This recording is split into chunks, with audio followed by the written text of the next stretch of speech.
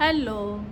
तर घरातलं बेसिक असं माझं आवरून झालं आहे. राजेश ऑफिसला गेले, त्रिशा स्कूलला गेली आहे. मग मी घरातलं जे रोजचं आवरायचं असतं ते आवरून घेतलं आणि म्हटलं काहीतरी एक्स्ट्रा आज काय काम करावं.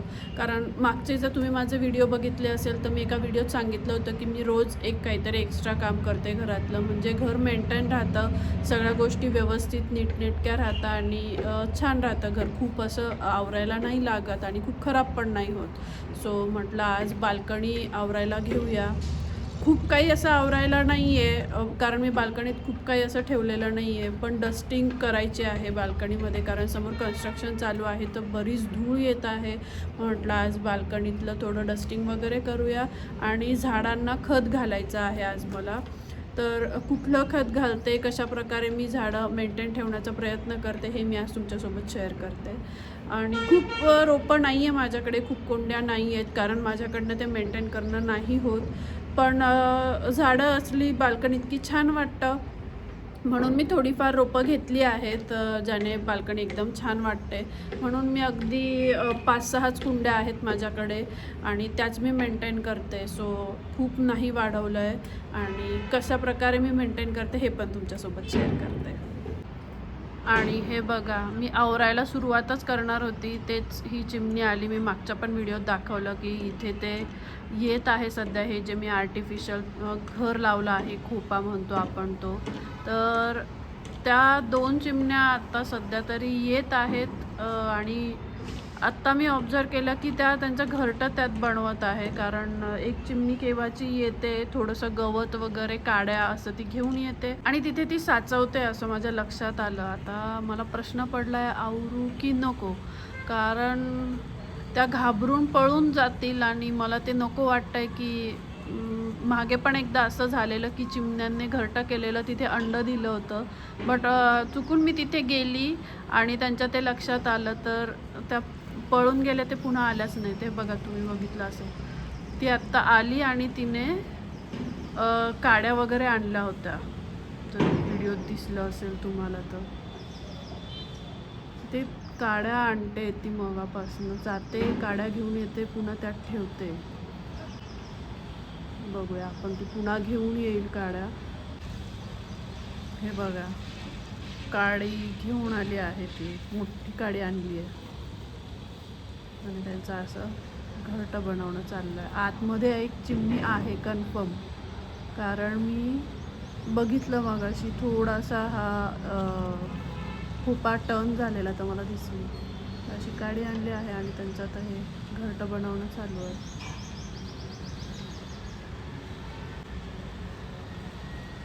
तर ह्या एरियाची डस्टिंग करायला मला आत्ता होईल असं काही वाटत नाही आहे, कारण त्या येत जात आहे. बघूया, जर गेल्या दोघी पण काही वेळासाठी बाहेर तर इथलं पण मी हे साफ करून घेणार आहे. चला, तोपर्यंत त्या काही मला घाबरत नाही आहे आता. सो मी हे मेन जे काम आहे, खत वगैरे घालणं, इथली साफसफाई हे करून घेते.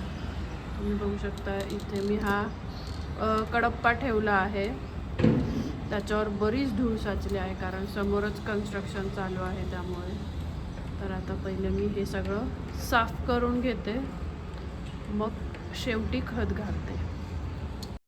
तर पहिले मी हा कुंड्यांच्या समोरचा जो पोर्शन आहे तो आवरायला घेतला, कारण तो कडप्पा, दिवा, ते आर्टिफिशियल मशरूम वगैरे या सगळ्यावर प्रचंड धूळ झालेली होती, कारण समोर कन्स्ट्रक्शन चालू आहे जसं मी मगा म्हणाले. तर म्हटलं पहिले ते आत नेऊन सगळं धुवून ठेवूया, म्हणजे बाकी कामं करेपर्यंत ते स्वच्छ होऊन जाईल आणि ड्राय पण होऊन जाईल. मग ते मी तिकडे धुवून ठेवलं आणि इकडे लगेच वॉटर स्प्रे आणला आणि झाडांच्या पानावर पण खूप धूळ साचते सध्या, तर म्हटलं ते क्लीन करून घेऊया.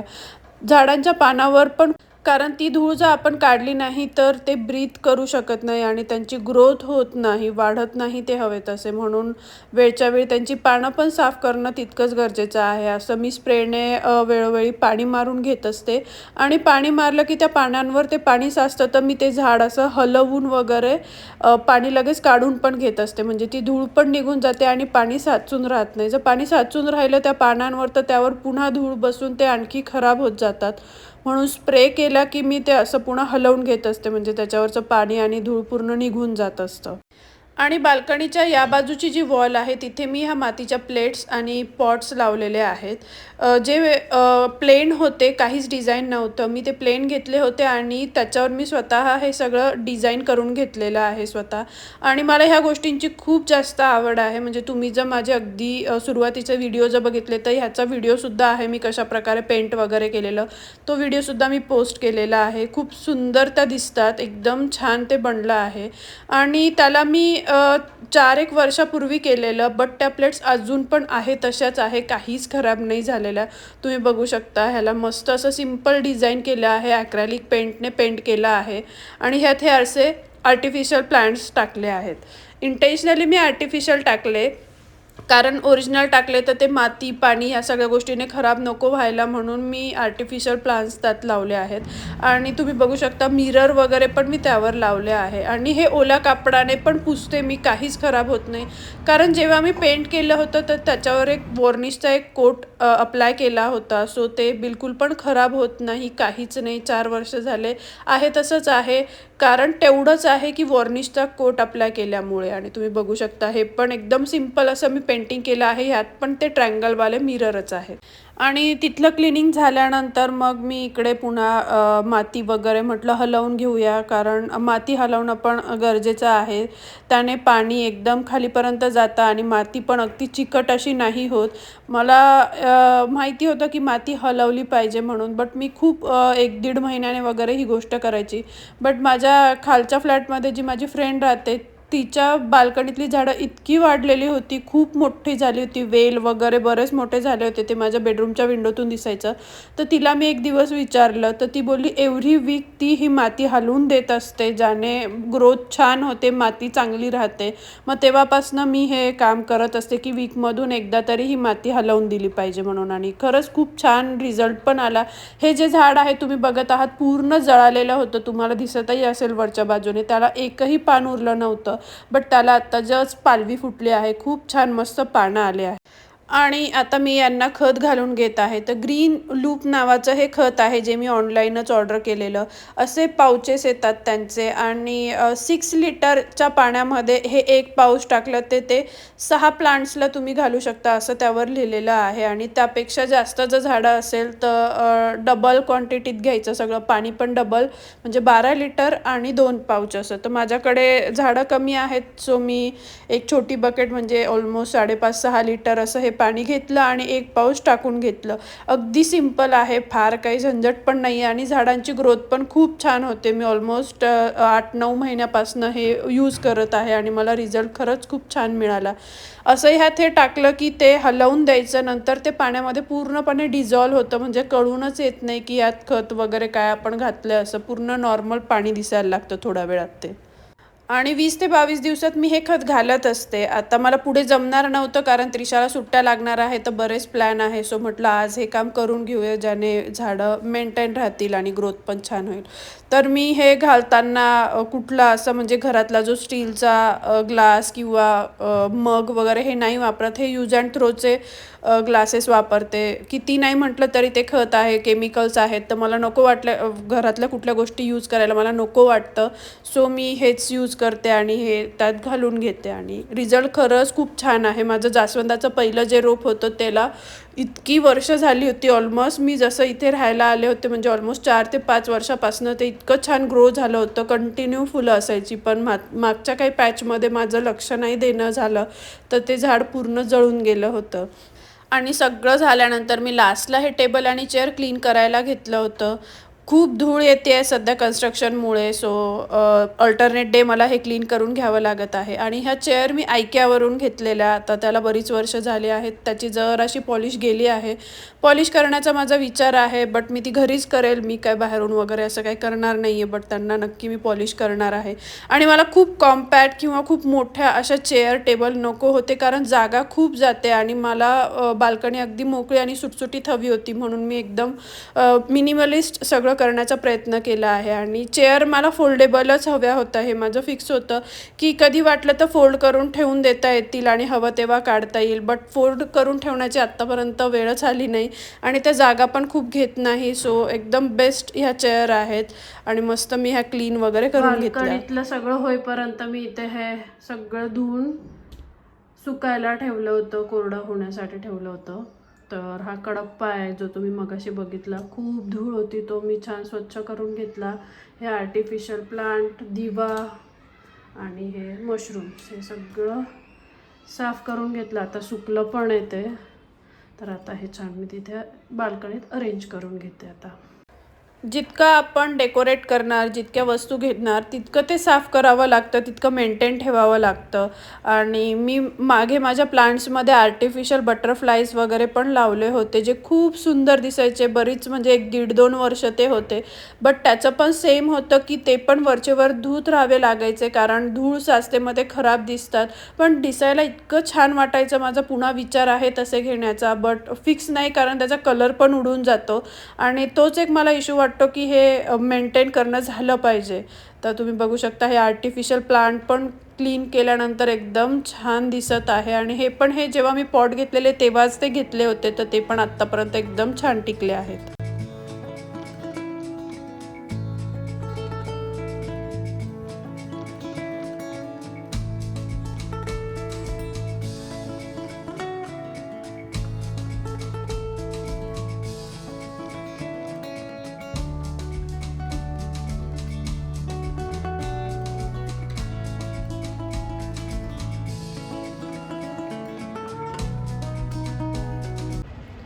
तर छान बाल्कनी आवरून झाली. त्यानंतर मी आंघोळ केली, कारण एकदम धूळ झाली होती.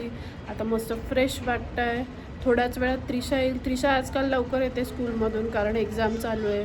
सो ती आली की तिला खाली घ्यायला जायला लागेल. मग ती आल्यानंतर आम्ही दोघी जेवण करू, थोडा वेळ टी व्ही वगैरे बघू. ती पण रिलॅक्स होते. नाही तर मग सारखं कंटिन्यू अभ्यास वगैरे असं म्हटलं का मग ती पण बोर होते. तर मग आल्यावर जेवण आणि टी व्ही आम्ही सोबतच करतो. थोडा आराम पण होतो तिचा आणि मग नंतर अभ्यास वगैरे ह्या सगळ्या गोष्टी चालू होतात. चला तर मग काय झालं तिकडेच राहत. मला लक्षात आलं आपली गाडी हालत नाहीये. मग बघितलं तर ती सिमेंटची गाडी तशीच. मी म्हणली काय थोडस सेकंड आणि सगळं संपवायचं आहे ताटातलं. हो ग, मला आवाज दे. का बरं? जास्त शेंगा आहे म्हणून. मग शेंगा अजून घेशील ना. पण शेंगा ते ताट पण शेंगा आहेत अजून, पाहिजे असतील तर. मिरची घेऊ का मग माझ्या ह्याच्यात काढून त्यातली? घे हे ताट, चल जेवून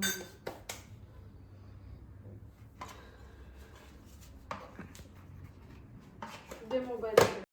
आणि हाच टाईम असतो जेव्हा मी टी व्ही बघते. बाकी इतर वेळी मी टी व्ही बघत नाही. मला फार काही टी व्ही बघण्यात इंटरेस्टच नाही आहे. सो त्रिशा आली की तिला थोडं नॉर्मल रिलॅक्स वाटावं म्हणून मी तिला 1 तास टी व्ही बघू देते आणि त्याच वेळेत मी पण टी व्ही बघत असते. हॅलो. तर दुपारी जेवण वगैरे झाल्यावर आम्ही थोडा वेळ टी व्ही बघितला, त्यानंतर आराम केला. त्यानंतर मी त्रिशाचा अभ्यास घेतला उद्याच्या एक्झामचा. आणि आता ऑलमोस्ट संध्याकाळचे 7 वाजत आले आहे. आणि चहा वगैरे माझा घेऊन झाला मगाशी. त्रिशाला पण दूध वगैरे दिलं.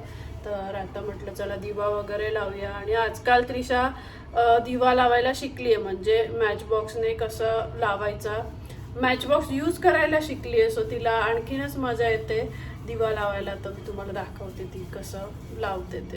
तर मी इथे तुमच्याशी बोलत होती तोपर्यंत तिने हे सगळं क्लीन करून घेतलं. ती डेली हे इव्हिनिंगला हे करत असते, कारण सकाळी दिवा आणि अगरबत्ती लावलेली असते, तर ते अगरबत्तीचं जे सगळं तिथे पडलेलं असतं ते ती साफ करून घेते आणि त्यानंतरच दिवा लावते. तिला दिव्यामध्ये तेल घालून देते मी, मग ती लावते. तुळशीचा दिवा आणला? ओके, आणला. थांब मी तेल घालून देते.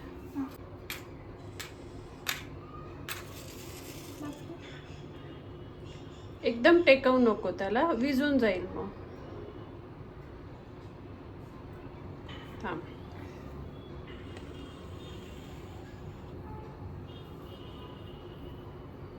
करेक्ट. तर तिला दिवा आता लावता येतोय. पहिले मी दिवा लावून द्यायची, ती मग अगरबत्ती वगैरे लावायची आणि पूजा करायची. बट आता सध्या तीच दिवा लावते. तेल फक्त मी घालून देते कारण तिच्याकडनं तेल सांडतं, मग खूपच सगळं खराब होतं म्हणून मी तेल घालून देते, मग ती दिवा लावते.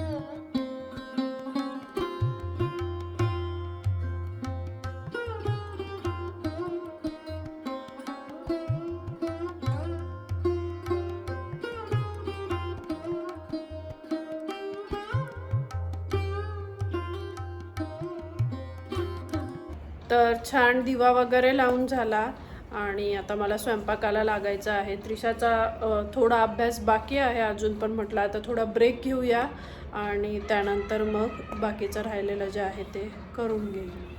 काय म्हणते? ओके. ते दिव्याचं कळा लागला, हात धुवून घे. ते बघ तेच लागतंय हाताला. तर आज एकदम प्रॉपर गावरान असा बेत ठरला आहे, तो म्हणजे पिठलं भाकरी आणि शेंगदाण्याची चटणी. पिठलं भाकरी असलं की मोस्टली आमच्याकडे लसूण शेंगदाण्याची जी चटणी असते ती बनतेच, सो ती आज मी बनवणार आहे. आणि पिठलं भाकरी राजेशना आणि मला खूप जास्त आवडतं, म्हटलं चला आज करूया. बट त्रिशाला पिठलं आवडत नाही, मग मी तिच्यासाठी चीज पराठा बनवणार आहे.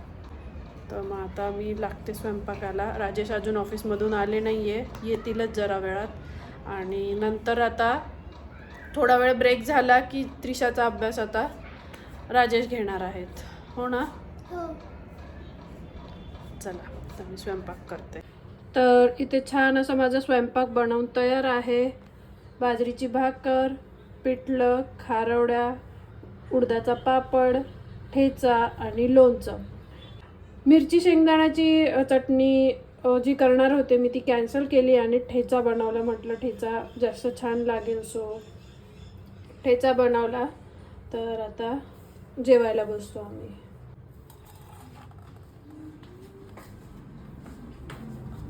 हे घ्या. बापरे.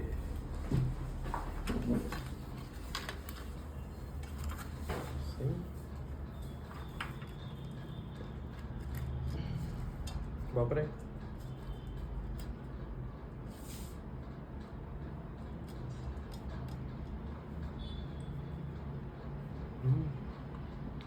ठेचा खूपच दिवसांनी बनवला आज. बघा बरं, खूप दिवसांनी नाही, खूप वर्षांनी म्हटलं तरी चालेल. शेंगदाण्याची चटणीच बनते मोस्टली.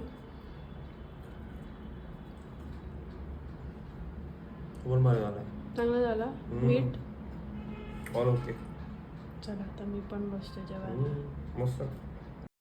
तर जेवण वगैरे झाल्यानंतर आम्ही उसाचा रस पिण्यासाठी गेलो होतो आणि उन्हाळा चालू झाला आहे त्यामुळे आम्ही रस प्यायला जात असतो. त्रिशा आणि तिच्या बाबांना दोघांना पण रस खूप जास्त आवडतो आणि त्यांची ही अशी रेस लागलेली असते की कोण पहिले संपवतं म्हणून.